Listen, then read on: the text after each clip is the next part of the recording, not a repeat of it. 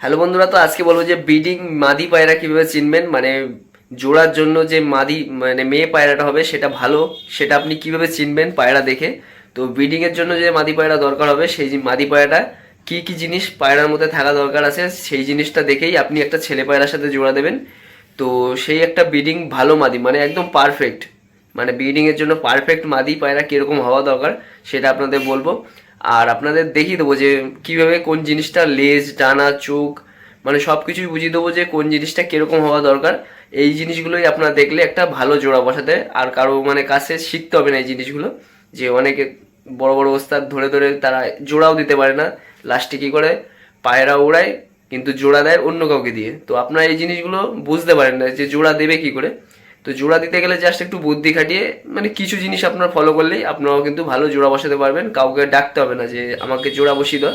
তো আপনাদের ওই জিনিসগুলো বলে দেবো একটা ভালো মাদি পায়রার মধ্যে কি জিনিস দেখবেন একদম পারফেক্ট যে জিনিসগুলো থাকা দরকার। আর যেটা যদি না থাকে, ধরেন মাদি পায়রার মধ্যে ওটা নেই, তো আপনি ওই জিনিসটা ছেলে পায়রার মধ্যে খুঁজে নেবেন। মানে দুজনেই উল্টো উল্টো, মানে উল্টো এর যদি এটা থাকে ওর ওটা হবে না, ওটা অন্যরকম হবে। তো ওটাই আপনাদের দেখাবো একটা ব্রিডিং মাদি পায়রা কীভাবে চিনবেন। তো আমি দেখিয়ে দিচ্ছি, দেখেন। তো বন্ধুরা দেখেন এবার একটা মাদি পায়রার মধ্যে ব্রিডিং মাদি পায়রা কীভাবে চিনবেন। তো ব্রিডিং মাদি পায়রা চিনতে গেলে যে জিনিসটা লাগবে আপনার, প্রথম হলো পায়রার সাইজ, যেটা আগের ভিডিওতে বলেছি। এই যে নড়ের ছোট হবে, মাদির সাইজ বড় হবে, মাদির চোখ ডিপ হবে, মাদির চোখ ডিপ হবে। এটা আপনার সবসময় খেয়াল রাখতে হবে, যে কোনো একজনের চোখ ডিপ হবে। আপনার যদি নরের চোখ ডিপ থাকে তাহলে মাদির চোখ হালকা দেবেন, বা নরের চোখ যদি ডিপ থাকে তাহলে মাদির চোখ হালকা দেবেন। যে কোনো একজনের চোখ ডিপ রাখবেন, একজনের চোখ হালকা রাখবেন। আর পায়রার হলো বুকের হাড্ডি, মাদির সবসময় বড় থাকবে আর নরের ছোট। আর পায়রার চোখ তো বললাম। আর পায়রার মাথা, মাদিটার সবসময় ছোট রাখার চেষ্টা করবেন, নরটার মাথা বড় রাখবেন, মাথার সাইজটা। তো বুঝতে পারলেন মাথা। আর ডানা তো বলেছিলাম নরের গোল আর মাদির তিন কোনা, এটা উপরে ওড়ে এটা নিচে ওড়ে, এইটা যখনই জোড়া পড়ে তখন পায়রা মিডিল আকাশে ওড়ে। আর দেখবেন পায়রার পা, যেটা বলেছিলাম নরের পা ছোট হবে, মাদির পা লম্বা হবে। আর পায়রার মানে জোড়কাঠির গ্যাপ, এই যে জোড়কাঠি, এই যে জোড়কাঠির গ্যাপটা, এইটা হবে মাদির 1.5 ইঞ্চি আর নরের হবে 1/2 ইঞ্চি। আর না হলে একজনের 1/2 ইঞ্চি আর একজনের 1/2 ইঞ্চি, এই দুটো জোড়া দেবেন। তো ওটা আমি আগের ভিডিওতে বলেছিলাম যে জোড়কাঠির গ্যাপটা। আর পায়রা দেবেন ঢিলা মাদি, মানে মাদি পায়রা, এটা হলো মাদি পায়রা, এটা হবে ঢিলা। আর নর পায়রা হবে টাইট, মানে ঢিলা টাইট বুঝতে পারলেন। লেজ যেটা বলেছিলাম, নরের লেজ তো এরকম বন্ধ লেজ হবে আর মাদির লেজ এরকম খোলা টাইপের থাকবে। এই দুটো জোড়া দেবেন, পারফেক্ট জোড়া হবে। নরে মাদি পায়রা যেটা হবে সেটা এরকম হবে। বাদ বাকি যে কোনো জিনিস যদি আপনার মধ্যে ওই জিনিসটা না থাকে তাহলে আপনি ওই জিনিসটা মাদি পায়রার মধ্যে খুঁজে নেবেন বা নর পায়রার মধ্যে খুঁজে উল্টো করে দেবেন, সেমভাবে উল্টো করে দেবেন। এইগুলো এটার মধ্যে নেই, কিন্তু আমি যেটা বললাম এটা হলো পারফেক্ট, বুঝতে পারলেন।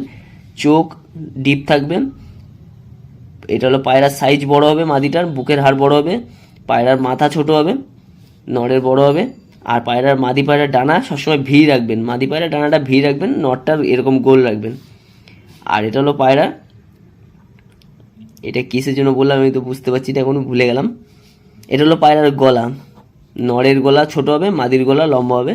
আর এটা জোড়কাঠির গ্যাপ, একজনের 1/2 ইঞ্চি হবে আর একজনের মাদিটার 1.5 ইঞ্চি। মাদিটার 1.5 ইঞ্চি দেবেন, সেটাই কিন্তু একদম পারফেক্ট হবে। মাদির 1.5 ইঞ্চি আর নরের 1/2 ইঞ্চির কম, আর না হলে নরের 1/2 ইঞ্চি মাদিরও 1/2 ইঞ্চি, এই দুটো পারফেক্ট।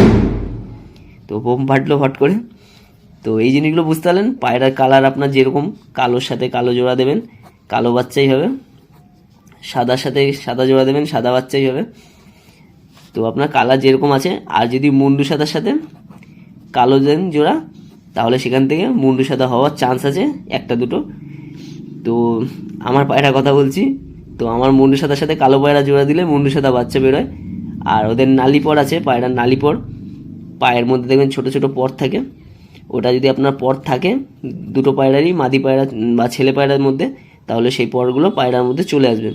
তো একটা ব্রিডিং মাদি পায়রা আপনার কীভাবে চিনবেন আশা করি বুঝতে পারলেন। পায়রার সাইজ বড় হবে, পায়রার চোখ ডিপ থাকবে, পায়রার বুকের হাড় বড় থাকবে, পায়রার মাথার যে শেপটা ওটা ছোট হবে, কিন্তু শেপের মধ্যে যেন পায়রার হেড শেপটা ভালো রাখবেন, তাহলে পায়রা কোয়ালিটিতে থাকবে। আর মাদি পায়রা ভি এর মতো ডানা থাকবে, মানে 9-10 পালকগুলো এরকম সরু সরু থাকবে, 9-10 পালকগুলো সরু থাকবে। পায়রার গলা লম্বা হবে, মাদি পায়রা গলা লম্বা হবে, সাইজে বড় হবে। আর এই মাদি পায়রার জোড়কাঠির গ্যাপটা 1.5 ইঞ্চি বা 1/2 ইঞ্চি, যে জিনিসগুলো আপনাদের বললাম। আর মাদি পায়রা ঢিলা হবে, নর পায়রা টাইট হবে।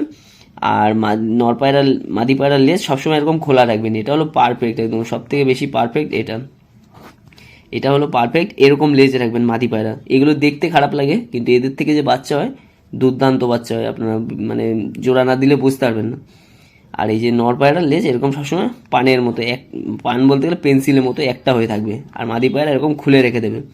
এবার অনেকে ভাবে যে এরকম বন্ধ লেজ, এই যে এরকম বন্ধ লেজ দুজনে জোড়া দিল, বাচ্চার মানে কাটিং এত সুন্দর আসবে, মানে দেখে মনে হবে এই বাচ্চা যদি আমার হারিয়ে যায় অনেক ক্ষতি হয়ে যাবে, কিন্তু এই বাচ্চাই হারাবে 100%। এই বাচ্চা হারাবে, এই বাচ্চা হারিয়ে যাবে, পায়রা বাড়িতে নামতে পারবে না। তো আপনি আফসোস করে মরে যাবেন যে এই পায়রা নামলো না কেন, এত সুন্দর পায়রা, এত কোয়ালিটি নিয়ে আছে, কিন্তু এই বাচ্চাই হারিয়ে যাবে। কিন্তু এইটার সাথে এইটা যে জোড়া দেবেন তখন আর পায়রা বাচ্চা হারাবে না। এবার পায়রার চোখের মধ্যে কোয়ালিটি আছে, এই যে হেলথ রিং, এটা হলো হেলথ রিং। দুজনেই হেলথ রিংটা গাঢ় রাখবেন, এই যে এইটা হলো হেলথ রিং, গাঢ় রাখবেন। আর এখানে হলো নজরের রিং, এই দুজনের এটা সমান রাখবেন, আরও ভালো কোয়ালিটি চলে আসবে পায়রার মধ্যে। তো এগুলো বললাম না, পায়রা ব্লাড লাইন থাকলে ভালো উড়ে যায়, এই সব রিংয়ের তখন আর কোনো দরকার পড়ে না। পায়রার মধ্যে যদি ব্লাড লাইন থাকে না, তখন এইসব রিংয়ের দরকার পড়ে না, কিন্তু এই জিনিসগুলো দরকার পড়ে। এই যে এই জিনিসগুলো পায়রাকে ব্যালেন্স আনতে হলে এই জিনিসগুলো, সাইজ ছোট বড়, লেজ ডানা সব কিছু দেখতে হয়, তারপরে কিন্তু পায়রা লাইনে আসে। ব্লাড লাইনের পায়রা হলে, নাও কিন্তু ব্লাড লাইনের পায়রাও কিন্তু তখন বাড়ির থেকে কাল্টি মারবে। এই জিনিসগুলো যদি আপনি খেয়াল না করেন তখন কিন্তু পায়রা ভালো হলেও কিন্তু পায়রা বাড়ি থেকে কাল্টি মারবে, দূরে গিয়ে বসবে, গাছে বসবে, বাড়িতে নামতে পারে না, এসব সমস্যা চলে আসবে, তখন এই জিনিসগুলো কাজে লাগবে। তো একবার জাস্ট এইগুলো করে আপনার দেখতে পারেন, ভালো পায়রার মধ্যে যে পায়রা আপনার কাছে ধরুন পায়রা উড়ে না, তাও পায়রা 3 ঘন্টা 4 ঘন্টা উড়ছে, সেই পায়রার মধ্যে এই জিনিসগুলো করে দেখবেন কত সুন্দর উড়বে পায়রা। আর একটু জানতে হয় যে কী কী খাবার খাওয়ালে ওড়ে, কী পায়রার সাথে যত্ন নিতে হয়।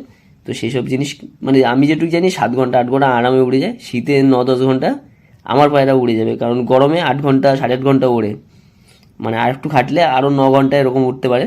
তো আমি যেটুকু মানে 10 দিন কাজ ছুটেছিল, তো ওই কয়েকদিন টানা উড়েছিলাম, 8.5 ঘন্টা অবধি পায়রা নিয়ে যেতে পেরেছি।